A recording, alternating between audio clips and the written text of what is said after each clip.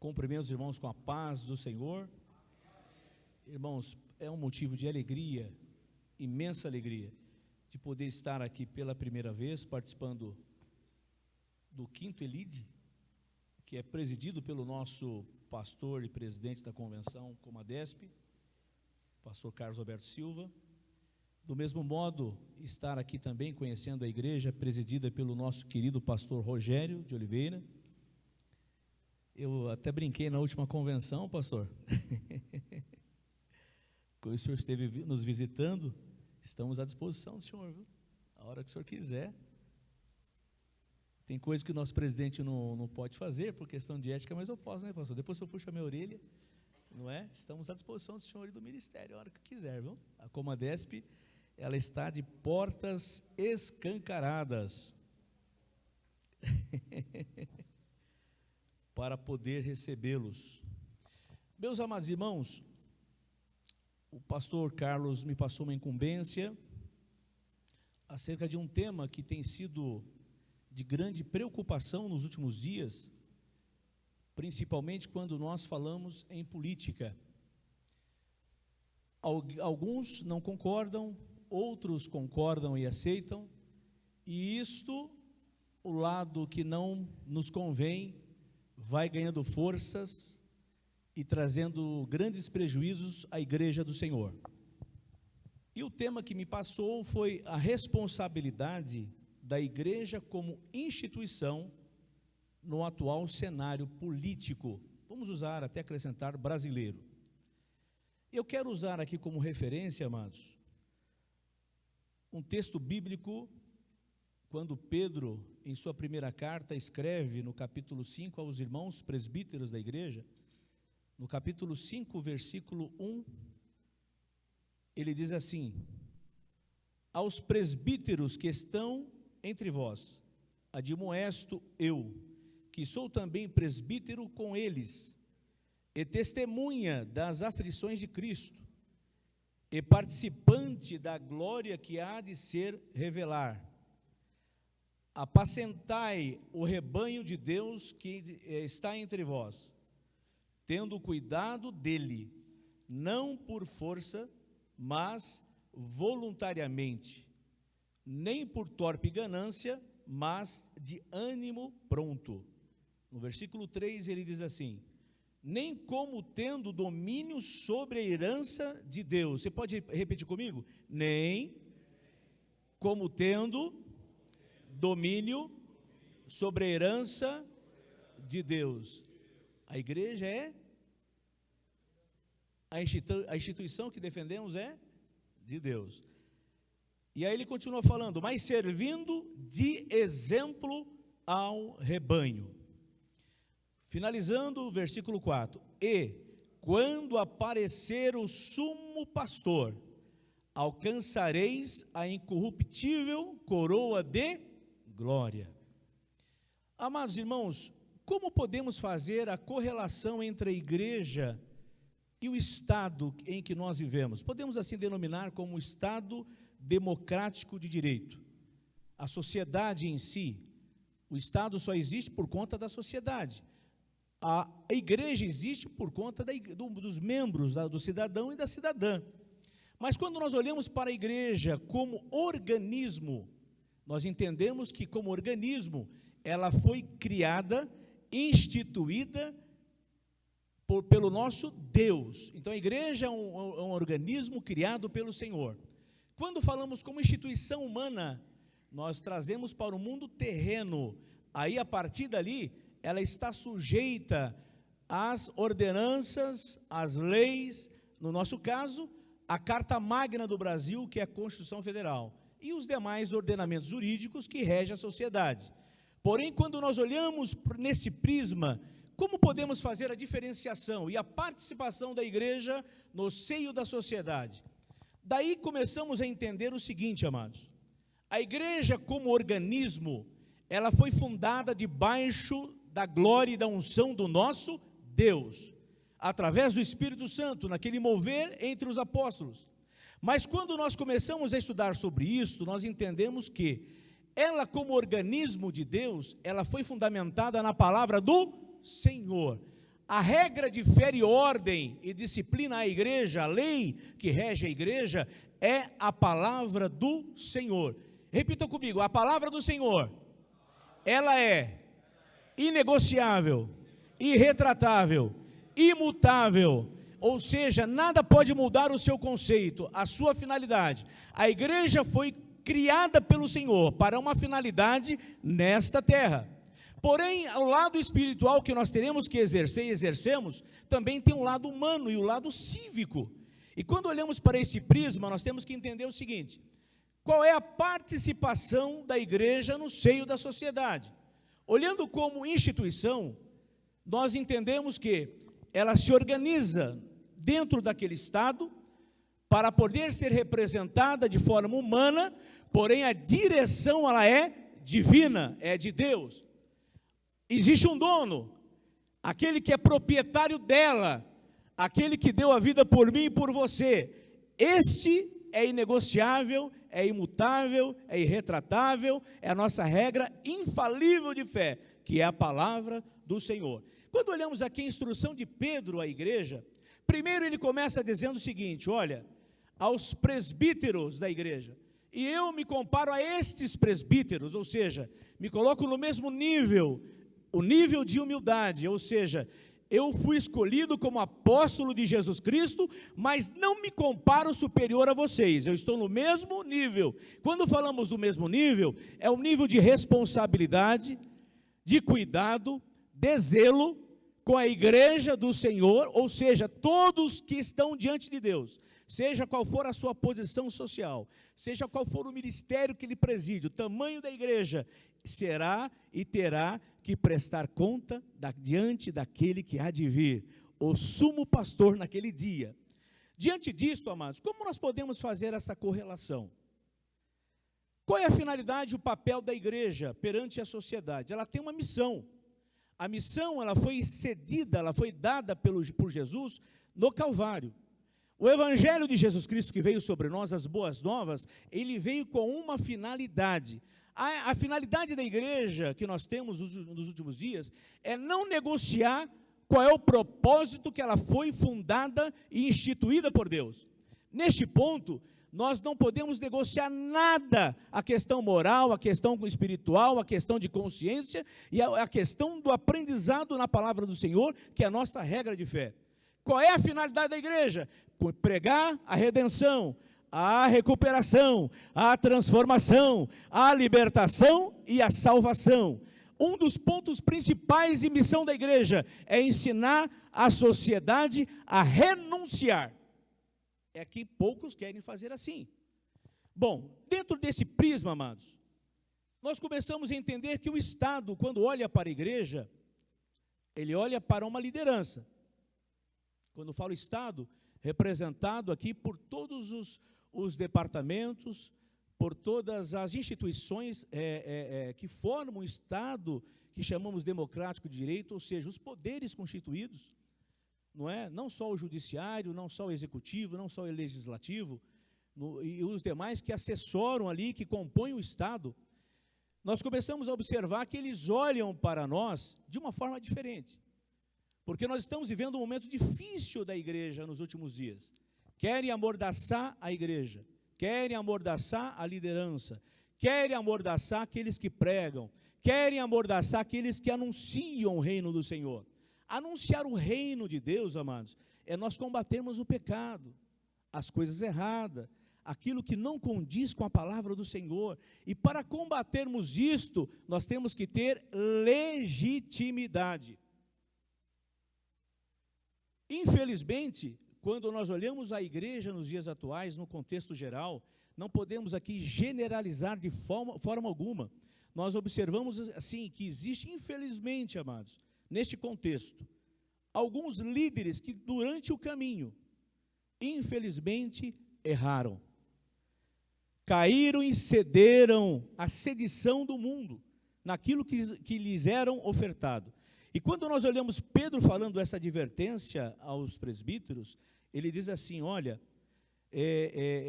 apacentai o rebanho de Deus, que está entre vós, tendo cuidado dele. Quando quando fala cuidado, é zelo, preservação. Preservar isto significa que todos aqueles que são líderes, todos aqueles que estão à frente da igreja, não só isso, mas também a membresia que compõe a instituição, que é humana, porém é um organismo celestial criado por Deus. Nós sabemos que diante de Deus somos cidadãos dos céus, mas enquanto estivermos na terra, teremos as nossas obrigações a serem cumpridas perante a sociedade. É um exemplo para a sociedade. Eu lembro-me que em 2014, quando eu aceitei o desafio para ser candidato, eu concorri a uma das vagas aqui na Assembleia Legislativa do Estado de São Paulo. Foi a maior decepção que eu tive, amados. Por que foi a maior decepção que eu tive? Que o meu problema não foi com o povo, não foi no seio da sociedade, as dificuldades que nós temos para conquistar um voto. O meu problema foi com a liderança. Quando alguns se aproximavam de mim: você é candidato? Sou candidato. Então, olha, eu preciso de um bloco, eu preciso de um tijolo, eu preciso de ônibus, eu preciso disso, eu preciso daquilo, eu preciso... Comprado. Aí vem o grande perigo em que nós estamos vivendo. Por isso que muitos não querem que fale isso só na igreja às vezes, amados. Porque a igreja, ela não é partidária, ela não tem um viés filosófico e nem ideológico. Ela tem a palavra do Senhor como regra de fé, infalível. E com base nisto, nós vamos pregar contra o pecado. Paulo, quando se manifestava, e por isso ele foi preso algumas vezes, sofreu açoites, a Bíblia diz que ele pregava claramente aonde quer que estivesse. É no sinédrio, é na praça pública, era convidado para uma reunião, vem aqui participar de uma reunião. Ele chegava lá naquela reunião e falava: olha, se vocês não se arrependerem, porque os devassos, os prostitutos, os adúlteros, os efeminados, e ali começava a falar: não vai herdar o reino de Deus, só vai entrar no reino de Deus aqueles que tiverem compromisso com Ele, e aceitá-lo e se arrepender, renunciar e fazer a vontade do Senhor. Eu vou ser rápido aqui, amados, por conta do tempo. Quando eu estava dizendo aos irmãos que eu passei por essa experiência, eu comecei a conflitar comigo mesmo. Vamos lá. Eu quero uma sociedade justa, eu quero um povo honesto, eu quero um governo executivo honesto, eu quero uma câmara de deputados, tanto estadual, no Congresso Nacional, como a Câmara Federal e o Senado. Eu quero vereadores honestos, eu quero prefeitos honestos, mas eu não faço a parte de cumprir a minha parte diante de Deus, de ser honesto nas minhas atitudes como cidadão. E quando eles olham a igreja, eles têm a igreja como um palanque político, um resultado político. Alguns diziam até mesmo, quando chega a próximas eleições, eles falam: não, a igreja, a gente só vai no tempo, quando chega a próxima eleição, faltando alguns meses, porque ali a gente chega com aquela malinha famosa, o pastor vai ceder e nós teremos o rebanho que não pertence a ele. Deus confiou na mão dele, mas o dono desse rebanho é Jesus Cristo, que comprou com o seu sangue lá no Calvário. Terá que prestar conta diante dele dessa responsabilidade, porque o apóstolo Pedro dizia, ele falava: olha, naquele dia o sumo pastor virá, e com ele a recompensa daquele que faz a vontade do Senhor, que é submisso à vontade do Senhor, que obedece à palavra de Deus. Mas é muito fácil apontar a igreja, alguns líderes, alguns irmãos, até mesmo a sociedade, e dizer: aquele prefeito, aquele fulano de tal, ele é corrupto, ele é isso, aquilo outro. Porém, nós esquecemos que alguns que cometem isto têm um nome bem clássico aqui, porque se não houver o corruptor, não há o corrupto. Tudo inicia pelo corruptor, não é pelo corrupto. Aí eu pensava comigo aqui, pastor Carlos: como que pode? A pessoa almeja estar lá representando, porque ele está no exercício de uma função pública, vai ser remunerado, vai receber o seu salário para essa finalidade. Então, ou seja, o que ele vai fazer lá, amados, ele vai cumprir um ofício que você está colocando na mão dele, uma procuração em branco para ele te representar. Como é que ele pode, com o salário que ele vai ganhar ali, poder custear toda essa despesa que muitas pessoas pensam que ele pode fazer isso? Então, o corruptor instiga aquele que já tem a facilidade, ele vai praticar o quê? A corrupção. E nós vamos ter uma sociedade na qual que nós iremos comentar rapidamente daqui a pouquinho, que faremos uma análise do atual cenário político no Brasil. Todas as instituições se tornam vulneráveis. E a igreja que é santa, que deveria dar exemplo, que tem que dar exemplo, a santa, quando nós falamos como organismo, ela é santa, mas como humanos, busca santificação a todo instante, a todo momento. Nós buscamos a santificação diante do Senhor a todo momento, é guerra, é luta, e você tem que ceder ali às dificuldades, falar, não, eu não posso aceitar esse negócio, eu não posso entrar nesse embate que está trazendo a igreja. E aí começam a se corromper os seus costumes, aquilo que eles pensam como referência, são ações que traz problemas danosos à igreja, e a igreja começa a sofrer com isso. Bom, voltando a este ponto, amados, quando nós falamos da corrupção do corruptor, é importante nós observarmos que o corruptor é o agente mais perigoso que tem na sociedade. Ele não freia, ele não tem equilíbrio, ele não tem temor, ele tem um desvareio em sua atitude, ele é completamente maluco nesse aspecto psicológico, porque ele não quer saber o dano que ele vai causar, ele não quer saber quem que vai sofrer com aquilo que ele vai defraudar, ele não quer saber quais são os prejuízos que vai trazer à igreja. É um assunto complicado para se falar, mas é necessário, porque quando ele entra nesse caminho, amados, ele abre a porta para tudo que não presta. Aí ele quer fazer aliança com partidos que são contrários à nossa fé, à nossa crença. Ele quer fazer aliança com pessoas que são contrárias à nossa regra de fé, que é a palavra de Deus, a Bíblia Sagrada. Ele quer concordar com o casamento homossexual. Ele quer concordar com o aborto. Como que eu posso pregar a vida? Jesus, ele fala sobre a vida, ele é a própria vida. Nós não aceitamos o aborto e eu vou apoiar quem defere e quem quer criar leis que traga benefícios para que as pessoas possam cometer o aborto. É impossível. Há uma incoerência daquilo que eu defendo, daquilo que eu creio, naquilo que eu prego. Se nós pregamos a palavra do Senhor como regra de fé infalível, ela não negocia os seus conceitos. O ato imoral, ele continua sendo imoral. O ato pecaminoso continua sendo pecado. Não há negociação entre a luz e as trevas. Se eu sou o sal, eu não posso me misturar e não fazer a diferença na sociedade. Quando nós falamos em sal, eu lembro que quando você se corta, põe ali um punhadinho de sal, vai arder, vai queimar. Quando Jesus fala que nós somos o sal, aonde nós estivermos, faremos a diferença perante a sociedade. Nós vamos incomodar sim, mas o importante é que o nome do Senhor está sendo testificado. Os nossos valores e princípios não estão sendo corrompidos. Aí vem agora essa situação, quando falamos a analisar a conjectura hoje, como se nós falamos, podemos assim dizer, da política no Brasil. Há pouco tempo, eu não vou citar nem a cidade, nem o lugar, nada, por uma questão de ética. Houve uma devassa, pastor Levi, em um certo candidato no Brasil. A Polícia Federal, o Ministério Público Federal, a Justiça Federal, arrebentou a caveira do camarada. Foram no gabinete dele, fizeram aquela limpeza lá.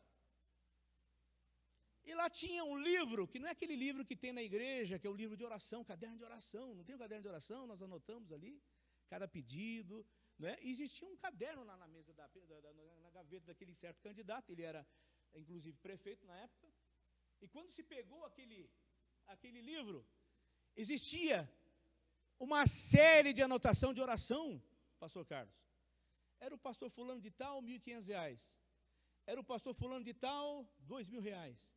Ah, mas irmão, temos que falar isso publicamente, irmãos. Nós temos que lavar a roupa dentro de casa. Nós estamos na casa do Senhor. Eu quero cobrar justiça, mas eu não sou justo. Eu quero cobrar pureza e eu não sou puro. Como que é isso, amados? Mas tem que se lavar na palavra do Senhor, tem que ser restaurado, tem que haver perdão, tem que haver renúncia, para que haja cura, para que a nação seja sarada. Como eu quero um homem puro, justo lá, se eu levo a injustiça, a corrupção?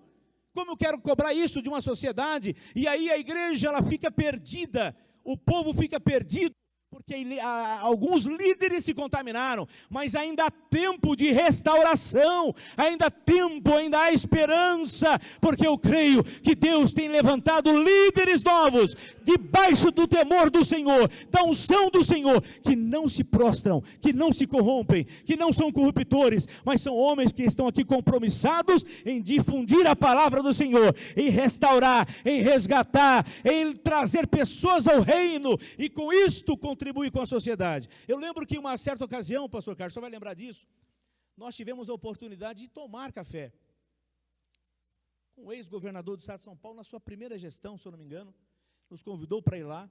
Irmãos, que coisa gloriosa nós sentarmos ali, no palácio do governo ali do estado de São Paulo, aqui do estado de São Paulo, e lá estavam sentados com o ex-governador, e ele começou a discutir conosco, com o nosso presidente, acerca das instituições que estavam agregadas à igreja.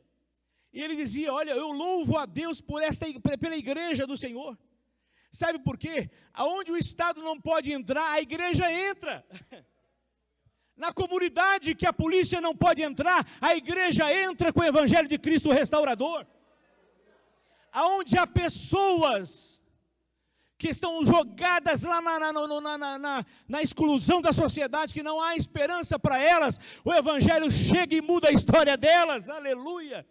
Quem você era, quem eu era, amados, nós não éramos nada, hoje estamos aqui pela bondade e misericórdia do Senhor, foi a graça dele que nos alcançou, aleluia, aleluia. Esta é a finalidade da igreja como organismo e como sociedade agora. Agora nós temos que falar sobre essa parte. Como sociedade, aí vamos bater nessa tecla.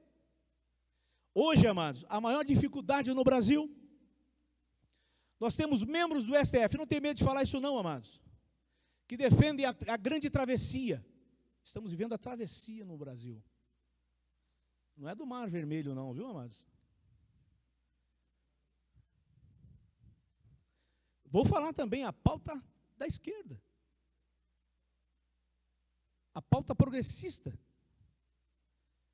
A pauta gay. A agenda gay. Que agora já é uma agenda universal, né? No mundo inteiro. E a igreja está assistindo assim de forma, vamos dizer assim, até de camarote, amados. Porque quando você pega alguns líderes no Brasil, e você pega o currículo dele, infelizmente, homens que eram referência a nós, hoje estão prostrados, porque se corromperam, se perderam pelo caminho. E quando nós falamos sobre essa questão da pauta, amados, outros já estão mudando até a opinião. Outros já criaram, tudo bem, pode fazer o que quiser, todo mundo tem um livre-arbítrio, não é? É o contraditório que vivemos, isso existe. Você tem o livre pensamento, todos têm o livre pensamento, de defender a ideia que quiser, mas nós ainda estamos com a palavra do Senhor, aleluia. Não é um pensamento filosófico, ideológico não, nós estamos com a palavra de Deus, que é pura e eficaz, ela é viva, ela penetra, ela traz revelações que o homem não pode trazer, ela pega a pessoa que não tem nada a ver com a sociedade mais, não tem esperança, é um excluído, e o Senhor transforma a história dele, faz dele um grande pregador, uma grande cantora, um grande pastor, e o nome do Senhor é glorificado. Este evangelho, esta é a missão da igreja. Nós não podemos perder o foco, amados, nós não podemos perder a missão. E aí, qual vai ser a posição da igreja nesses últimos dias? Falamos agora sobre os poderes. O que é isso, amados? Hoje, STF, é até perigoso falar, como já ouvimos aqui nesta tarde, né, nessa manhã, né, pastor Levi? É difícil falar, daqui a pouco está lá um carro preto esperando, vem cá, é o Xandão. Xandão, mandou chamar você falou. E assim outros mais. Você pega casos que você fala, não é possível. O senhor é advogado, não é, pastor Levi? Não? Tem algum colega advogado aqui? Tinha, já foi, né? Pastor, não tem só eu não, Jesus é o advogado dos advogados, pastor. Se pecar, estende um advogado, Jesus está aqui, não está? Jesus está aqui, amados? É o advogado dos advogados, ele é nosso mestre, nosso doutor em excelência. Amados, quando você pensa sobre isso, você fala, meu Deus, tem casos que tramitam na justiça, É questão de direito, é matéria de direito, não tem o que se discutir. A prova já está ali. Você vê um julgado diferente, você fala, meu Deus, o que aconteceu? Quais foram as influências, irmãos? Em todas as áreas da sociedade. Há homens bons, sim, no judiciário há homens honestos, sim. No seio na OAB tem homens honestos como advogados? Tem, mas também temos problemas com advogados. Em toda a classe da sociedade, onde há ser humano, ele é suscetível à sedição de Satanás, que quer levar o homem à perdição.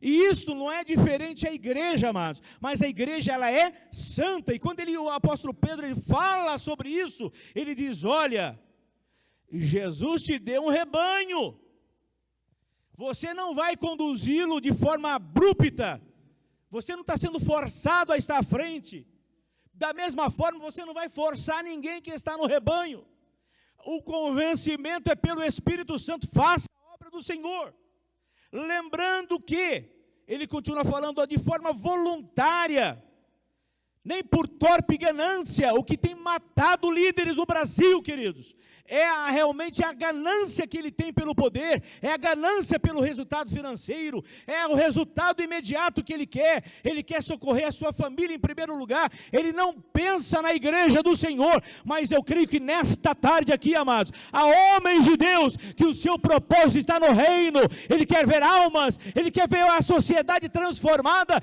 quer mostrar o exemplo de uma igreja santa, edificada na palavra e no poder de Deus. Aleluia, aleluia. O conflito começa a se dar aí, amados.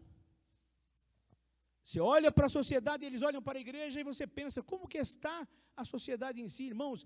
Quando você passa pelo...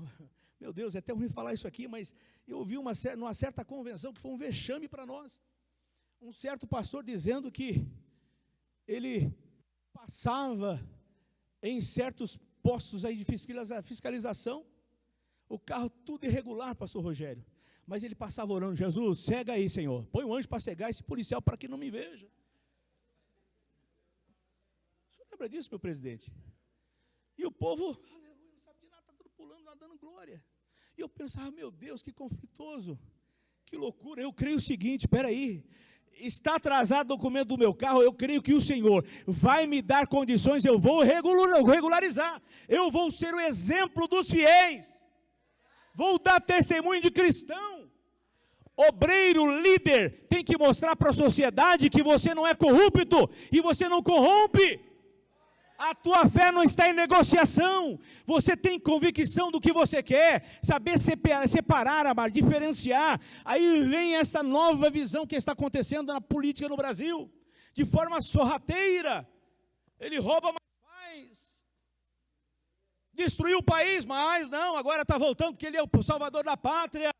Irmãos, lembra do passado, lembra do que foi, olhe para Jesus e diga, Senhor, se não houve arrependimento, se não houve a renúncia do que ele fazia, ele vai continuar praticando os seus pecados, mas nós cremos que Deus vai levantar sim, vai pôr homens direitos lá, homens de bem, homens que defendem o reino, que teme a palavra do Senhor, que obedece ela e não sai da direção, nem para a esquerda, nem para a direita, mas ele olha para o Senhor dizendo, Senhor, Tu és o autor e consumador da minha fé, eu não vou corromper os meus costumes, os meus bons costumes, a minha moral, a minha ética. Mas infelizmente, pastor Carlos, eu creio que eu estou sendo bem sucinto aqui, pastor, por conta do tempo, me perdoe se eu estou exagerando aqui, mas é a realidade em que nós estamos vivendo no Brasil, e aí nós queremos mudança. Vem a pauta gay, não pode falar mais sobre isso. Não pode o quê, amados? O apóstolo Paulo, quando você lê aqui a palavra do Senhor, Paulo advertindo a igreja de Corintos, ele diz assim, na primeira carta, capítulo 5, do 9 a 11, ele diz assim, já por carta vos tenho escrito, que não vos associeis com os que se prostituem. Se você quiser se associar, problema teu, mas o apóstolo Paulo já advertiu, não vos associeis. Você sabe que é corrupto, você sabe que é prostituto, você sabe que não teme ao Senhor, saia do caminho dele, fala, Senhor, põe pessoas de bem na minha frente aqui para que eu possa escolher. Quando nós falamos em eleição, amados, é mais difícil ainda, porque não adianta você jejuar, não adianta você orar, não adianta você fazer nada disso. Vou conclamar, pastor Rogério, 30 dias de oração e jejum, para que Deus coloque uma pessoa lá. Não adianta. Você vai expulsar esse demônio com o seu dedo, viu, amados? É com o voto, com o sufrágio universal, com o escrutínio secreto. Você vai chegar lá e vai apertar, ó, eu quero este aqui, e depois não adianta dizer, não, olha, foi Deus que escolheu, quem escolheu foi você. Então tenha temor do Senhor, ensina as pessoas que estão sobre a tua liderança, fale a verdade, não permita que sejam enganados. Agora, de forma sorrateira, eles trazem, peraí, não, nós somos a favor do aborto, mas respeitamos a igreja. Nós somos a favor do casamento homossexual, da vida, da liberdade, mas assim, não, a igreja não tem problema, nós não vamos mexer com isso não, irmãos. Cuidado com o engodo de Satanás. Quando você olha para a parábola de Jotão, você vê ali as árvores que poderiam servir, a figueira, a videira, e aí você vê lá o espinheiro dizendo, olha, vocês não querem? Eu posso reinar sobre vocês. Como pode um espinheiro oferecer sombra, pastor Ângelo? O espinheiro oferece o que, amados? Não está claro para a nossa nação quem é o espinheiro, amados? Preciso falar quem é o espinheiro? Agora você vai ter sombra do espinheiro? Não. Você vai ser espetado até morrer. Você vai ser sugado. Você vai ser prejudicado, mas Deus está preparando este evento como este nesta tarde, para lhe alertar dizendo, olha, ainda há tempo, oriente o povo que está sobre a tua responsabilidade, fale a verdade, faça a distinção. Eu estou dizendo isso, amado, porque quando nós olhamos sobre essas pautas, que era até interessante, se desse tempo para entrar em detalhes sobre isso, porque assim, quando você falava da pauta dessas defesas, pastor Carlos, era em universidade pública, federal, não é? Que é mais aberto, lá pode se falar tudo, né? A gente respeita, pastor Rogério. Quem quer viver contrário a nós, que viva, é direito dele. Mas a igreja, ela não é negociada com isso, não. Ela tem um princípio, onde ela foi fundada? No Calvário, foi Jesus que fundou. Ao sangue precioso que foi derramado sobre esta igreja, ela não é nossa, ela é do Senhor, ela foi comprada com preço de sangue, e não há nada nesta terra que possa se comparar a esta graça que foi derramada por Jesus, mas querem negociar. Portanto, amados, quando nós olhamos para isto, nós vemos que é necessário a postura. Por que eu estou dizendo isso? A gente fala sobre as universidades, sobre as escolas municipais e estaduais, assim vai por todas as cidades, pastor Renato.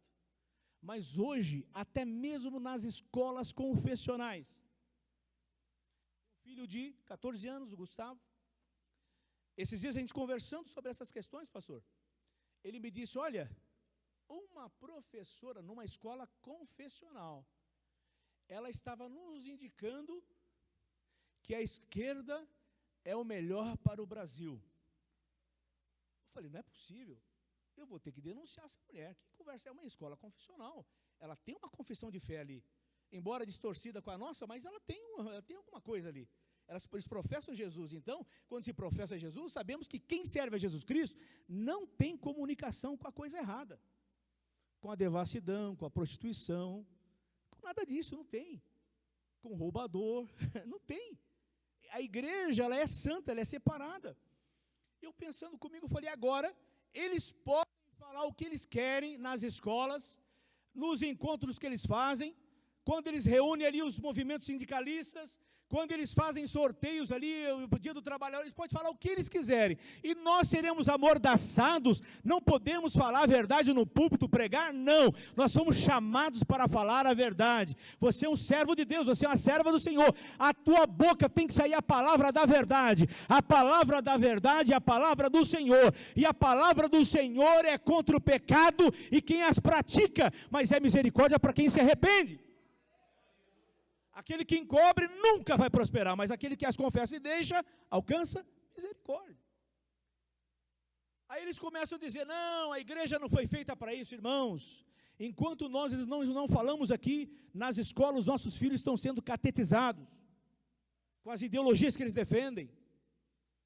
Nós não somos contra ninguém que pratica o homossexualismo. Não, a pessoa humana não. Nós somos contra o pecado, que a Bíblia condena. Nós amamos aqueles que são pecadores, mas a Bíblia condena o pecado enquanto nós estivermos aqui, amados. Não vamos perder a finalidade da igreja, distinguir a igreja do Estado, mas participar como cidadãos, fazendo a diferença para que tenhamos uma vida abundante, uma vida abençoada, regida e direcionada por homens de Deus. Quando os justos crescem, engrandecem, o povo se alegra e glorifica, mas quando o justo, quando o ímpio governa, ele está à frente, aí o povo suplica, pede misericórdia, sofre, padece. E eu quero partir aqui para o final, amados, dizendo o seguinte: Paulo ainda falando da igreja de Corinto, que a igreja de Corinto não era fácil. Naquela sociedade lá contemporânea, com certeza ele enfrentava essas dificuldades. Corinto não era igreja fácil, a igreja não era fácil, a cidade não era fácil. A prostituição, a promiscuidade já existia. Então não é diferente nos dias atuais. Paulo foi ameaçado e foi preso.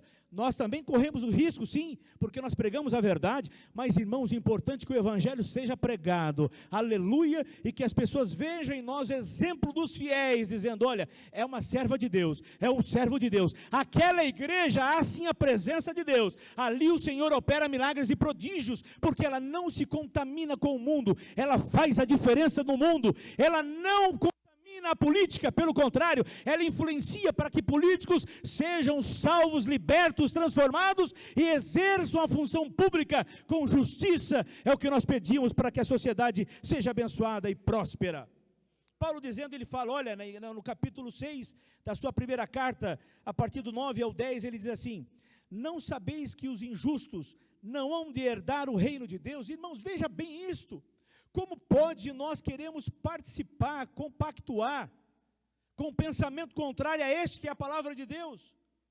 Ele continua falando, olha, não reis, nem os devassos, nem os idólatras, nem os adúlteros, nem os efeminados, nem os sodomitas, nem os ladrões, nem os avarentos, nem os bêbados, nem os maldizentes, nem os roubadores herdarão o reino de Deus. Não são minhas palavras, não é o meu pensamento, é a palavra poderosa de Jesus Cristo, é a palavra de Deus que está me falando isso, está me ensinando, está na minha mente, é a palavra do Senhor que fala, não é um pensamento pessoal, amados. Mais interessante, amados, que Pedro trazendo essa responsabilidade, para concluir, queridos, ele fala assim: tendo cuidado dele, quer dizer, do povo, da igreja, não por força, mas voluntariamente, nem por torpe ganância, mas de ânimo pronto. E ele diz assim: nem como tendo domínio sobre a herança de Deus. Isso serve para os líderes, para nós. Nós não somos donos de nada, a herança é de Deus, a igreja é do Senhor.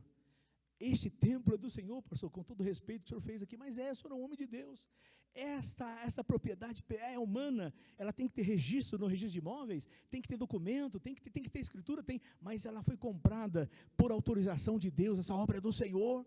A tua vida é do Senhor, você é propriedade exclusiva. Quando você reconhece Jesus como Salvador, Ele lhe carimba com seu sangue puro, carmesim, e diz: a partir de agora é propriedade exclusiva de Deus. Aleluia, você é propriedade, amados, aleluia, você é propriedade, minha irmã.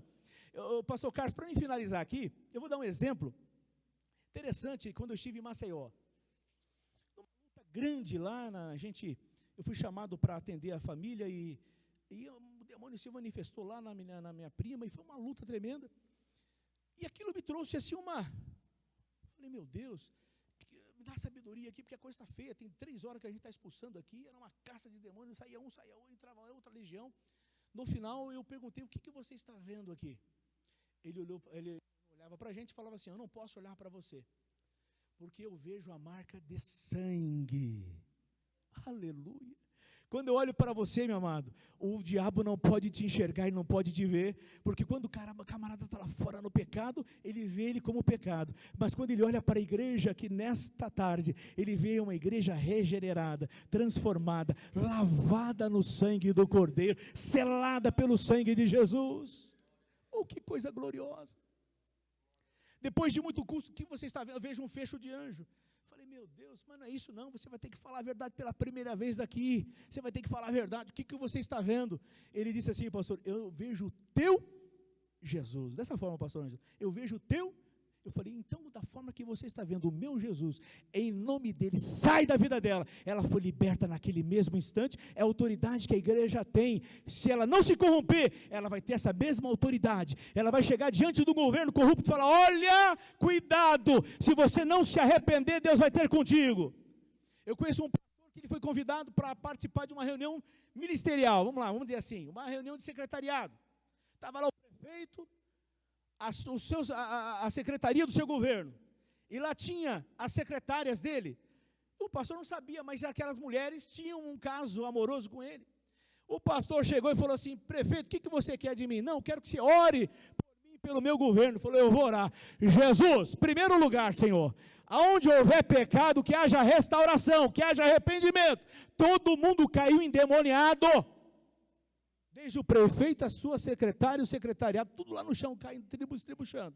Ele falou, agora vai ser difícil, mas vou ter que expulsar. Expulsou o demônio deles, falou, olha, se não houver arrependimento dos seus pecados, não adianta que vocês não terão a bênção de Deus. Esse é o papel da igreja nos últimos dias. A diferença, não se contaminar, não se corromper. Amado, é este o papel que Jesus quer de nós. E eu quero concluir agora de fato, pastor Carlos. Pelo amor de Deus, me perdoe, meu presidente, o senhor pode puxar minha orelha? E eu estou aqui para aprender, para apanhar. O Senhor é meu pastor e nada me faltará. Vamos ver no livro de Atos, pastor. No capítulo 20, Paulo, quando fala aos presbíteros em Éfeso, ali na sua despedida da igreja em Éfeso, ele resume ali o seu pensamento.